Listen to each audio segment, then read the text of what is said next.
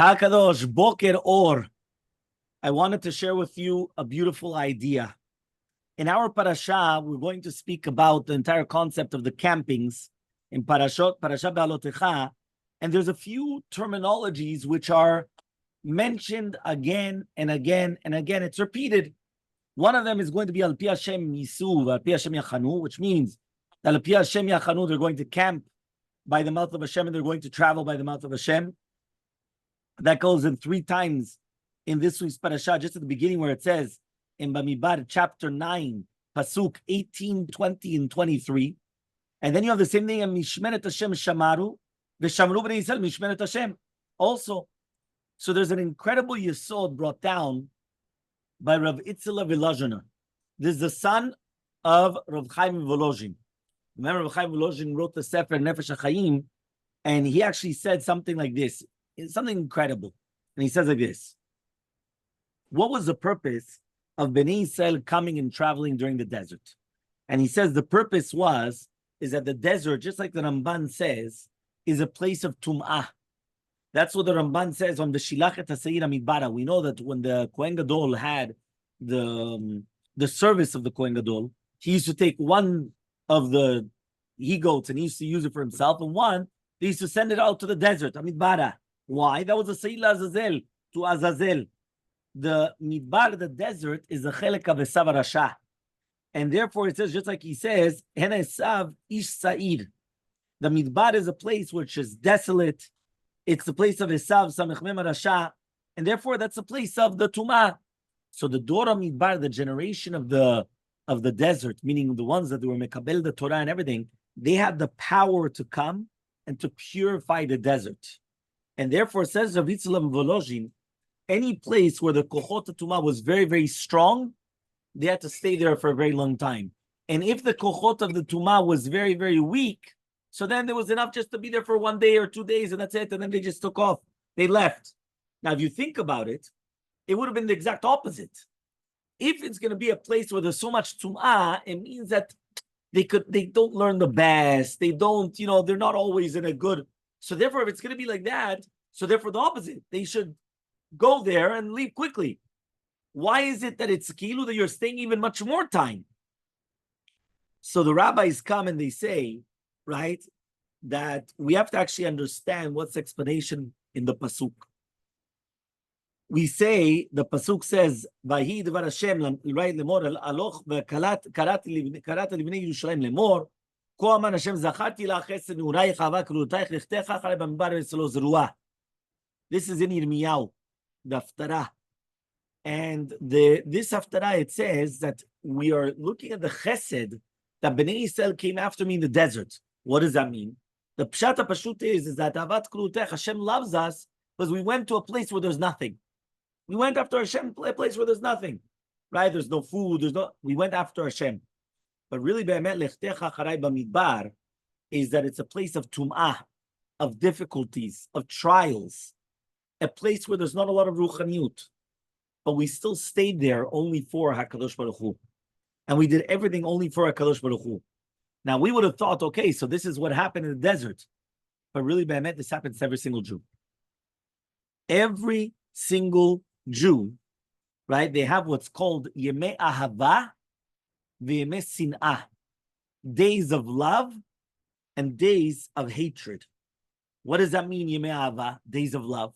You get up in the morning, everything is good. You go, you want to pray, you want to learn. You have Ben Adam Lechavero, everything is going beautifully for you. That's called Yemei Ahava, days of love. What are exactly days of Sin'ah, days of hatred? You get up, you're weak, you're down, you're depressed, you're stressed, you don't really want to pray, you don't really want to do anything.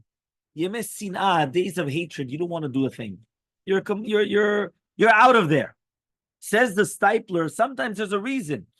Sometimes there's no reason. Sometimes it could be that somebody said something to you, put you in a bad mood for the rest of the day. Sometimes they didn't say anything, or you thought that they went against you, or whatever the case is. But it doesn't matter.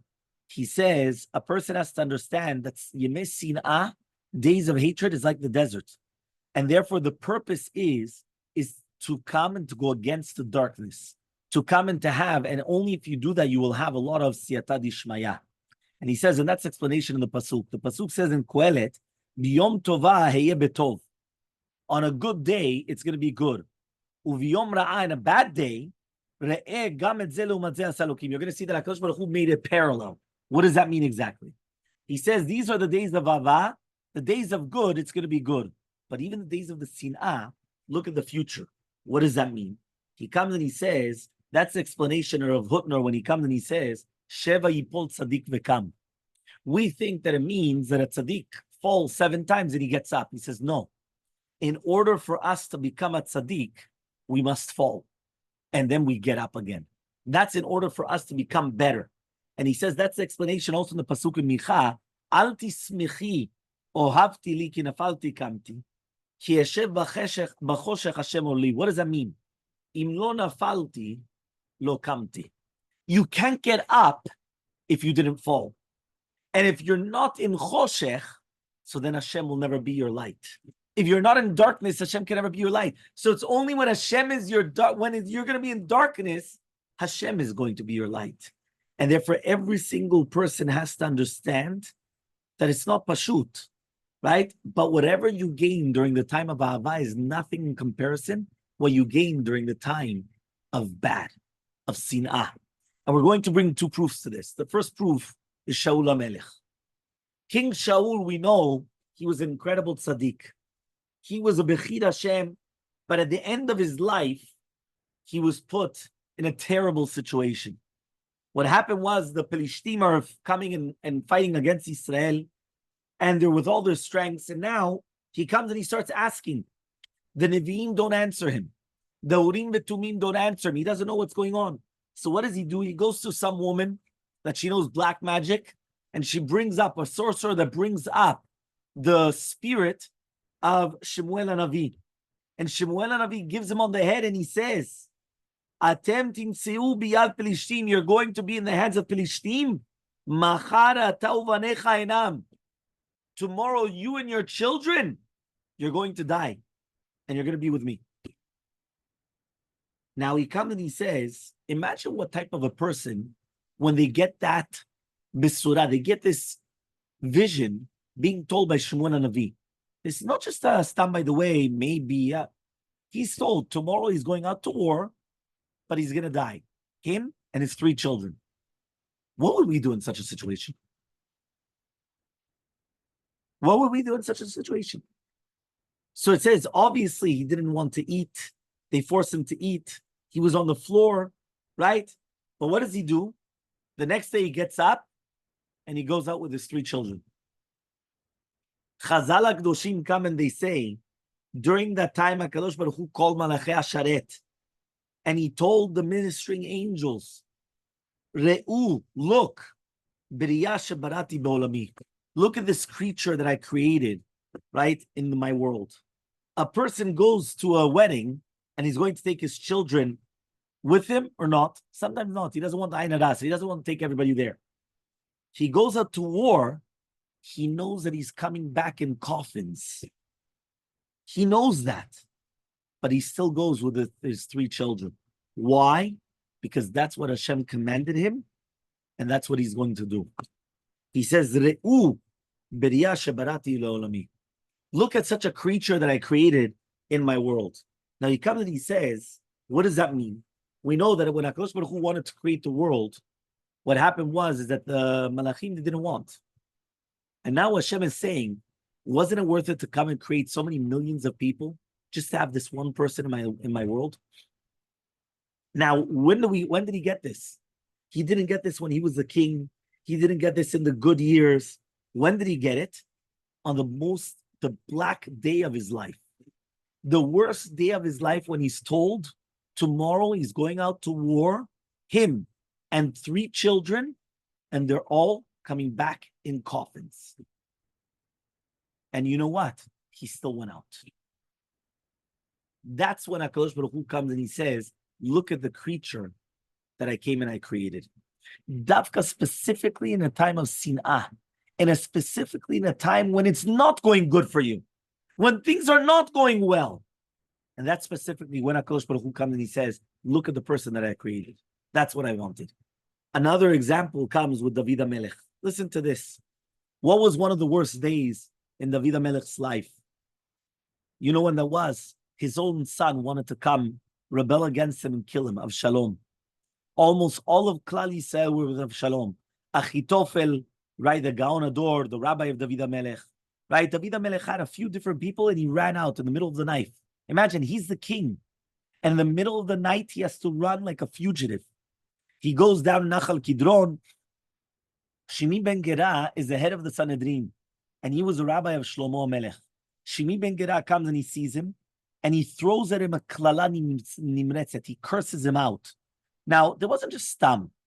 We know that David HaMelech, we always think David HaMelech was Mashiach Hashem, David HaMelech, but he had a lot of people that were against him. All his life, he had people against him. There were a lot of people, and good people. It wasn't just Stam people. They were good people.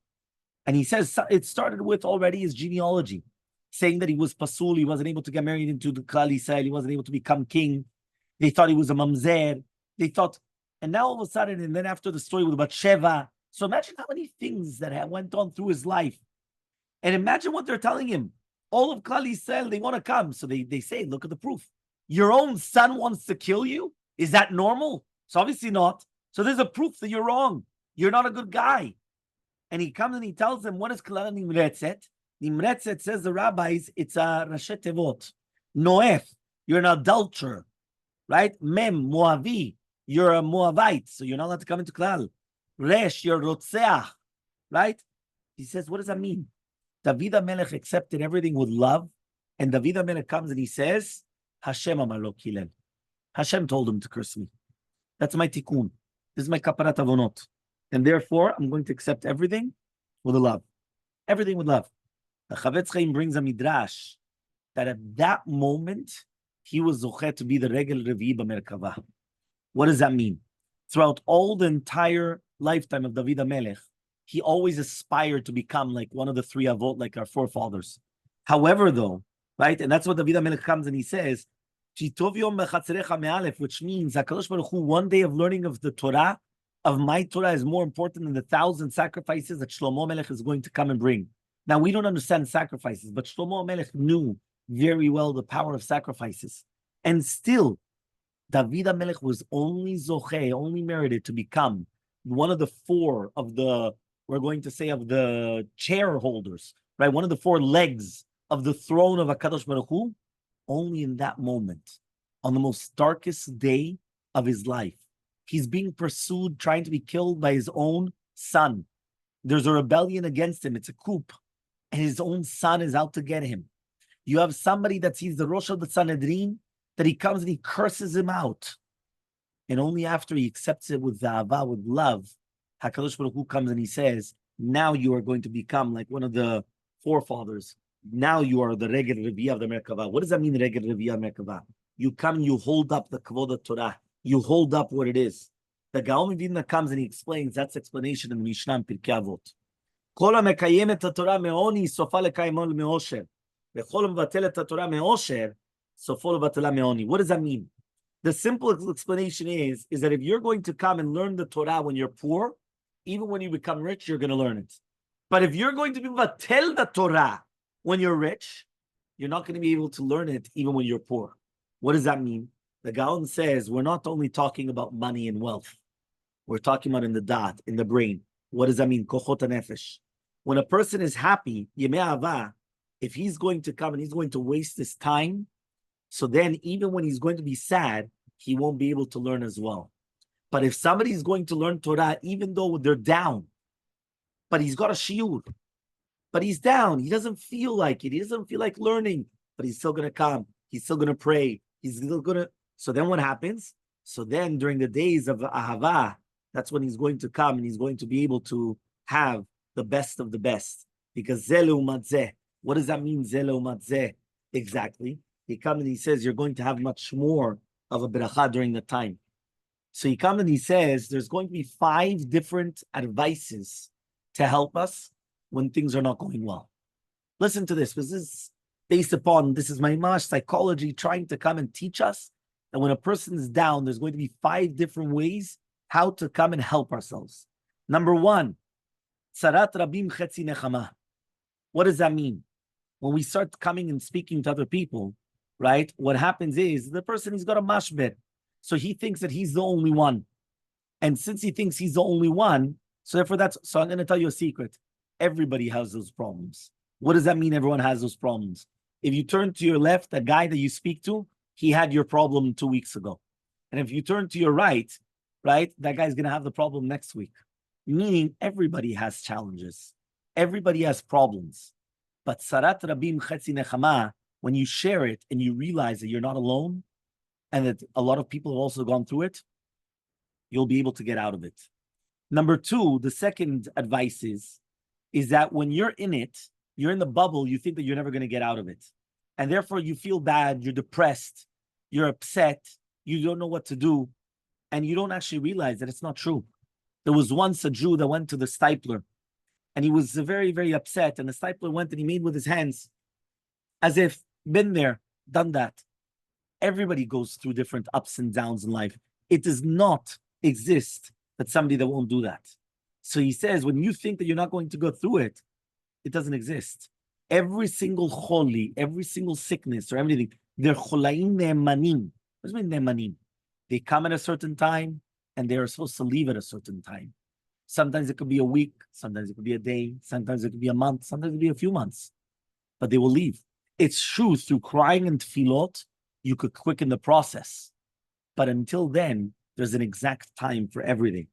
The third advice, the third tip, he says, is that it's very important to keep your order. Keep that you should always have your schedule. What does that mean? You sleep normal time, you get up at a normal time, you eat at a normal time, you still come to your meetings, to your chavutot, to your shiurim. He says, why? Because imagine right now you're down, you're depressed, so you're not going to eat, you're not going to sleep, and then you wake up, you go to sleep late, so you wake up late, and then you're not eating properly, and then you just make it worse for yourself. So don't do that. Keep to your schedule.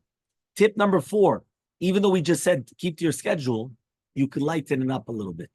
What does that mean? Let's say you can't concentrate the entire Amidah anymore. So you come, do the Amidah, go to your normal tefillah, do everything. But just what? Okay, so you'll have kavanah on a few of the berachot, not on everything. Right? You went to a shiur of daf yomi. Usually you get 70% of daf yomi, and you're going to get 40%, 30%. It doesn't matter. But you came and you did it. The 5th one is that never to come and to measure, not with other people or not what you did yesterday. Why? Because when you're going to be, right, in days of down, so it could be that, okay, so I didn't come and I didn't have the same kavanah. But remember, Chazal HaKadoshim say, Yafeh sha'achat b'tzar, mimea shelo b'tzar. He comes and he says it's much more important, right? Something that you're going to do with suffering, much more than when you do it without suffering. The Yetzer Hara comes and he says, how could it be yesterday you accomplished in 15 minutes what today you accomplished in 3 hours? But it doesn't matter. You do it. Sometimes your mind is not there, but it doesn't matter. One of the most incredible things was Rabbi Elyashiv. Rabbi Elyashiv Zatzal, somebody said that, everyone knows how incredible of a Tamil Chacham he was.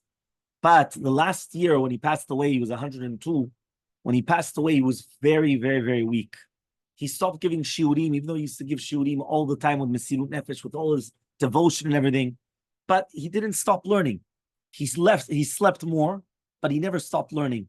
So the people of the house said that in the last year of his life, he would stay on the same daf for 2 weeks, and he wouldn't open up one book. Now, that doesn't make sense, because Rabbi Elyashiv was a person that he was able to learn many, many dapim in an hour. He would fly, and he would open up books, and open up this, and open up that, and he would just go back and forth and back and forth. He was think about it, one daf for 2 weeks. So therefore, you would say to yourself, what type of learning is that? What type of So he says, no, because Rabbi Elyashiv understood that today, every single minute is like 100 minutes. He was so weak, and therefore he knew that it doesn't matter what I'm able to accomplish. The importance is that I continue going. Right? Continue luchando, as they say. No, what does that mean? You continue going. You're going, you're learning, you're growing. Doesn't matter what the outcome is. You have to do what you have to do. And therefore, what the rabbis are telling us is, Al pi Hashem yachanu, al pi Hashem yisau, is that just like the Jews in the desert, they had to go in the desert and they had to purify the desert. And if it was very, very difficult, They had to stay there a year in that place. And if it was very, very easy, they would go out. And you would say the opposite. If it's difficult, why do you want to stay in a place of difficulty? If it's very easy, stay there for years. If it's difficult, stay there a few days. No, because that's the exact opposite. The opposite means is that you're doing everything al pi Hashem. You recognize every single one of us. We have good days and we have the bad days. And those bad days, we're able to accomplish much more than what we're able to accomplish during the good days. It doesn't mean that we're going to accomplish more in quantity, but it's the quality which is important. Because the Kodesh Baruch Hu comes and he says, look how much you accomplished. And even though it was so difficult, now when it's going to become easy, I'm going to give you a siyata d'shmaya, much stronger heavenly help than what you could have accomplished before. Because since you came and you have choshech, you have darkness, and this is what you accomplished, I'm going to be your light. And now when it's going to be good for you, you're going to have much more success and much more of everything, much more than what you were even able to do.